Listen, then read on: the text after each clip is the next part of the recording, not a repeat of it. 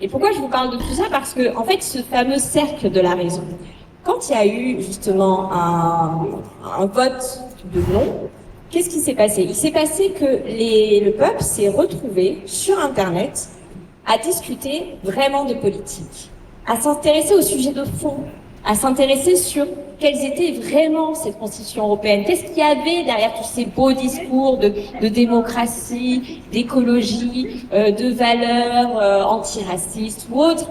En fait, qu'est-ce qu'il y avait derrière tout ça? Derrière tout ça, il y avait un traité qui était principalement fondé sur le libre-échange économique. Le libre-échange, c'est vraiment une idéologie qui est la libre circulation des biens, des personnes et des capitaux.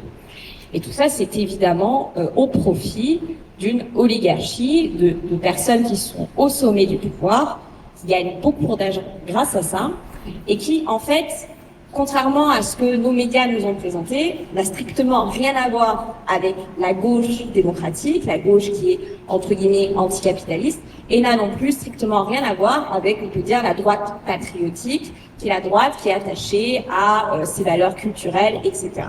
Et quand je fais cette distinction-là, cette distinction est évidemment pas fermée, puisque vous avez beaucoup de gens à gauche qui sont évidemment très attachés à leurs valeurs, aux valeurs culturelles françaises, et vous avez des gens à droite qui sont aussi attachés à des valeurs sociales.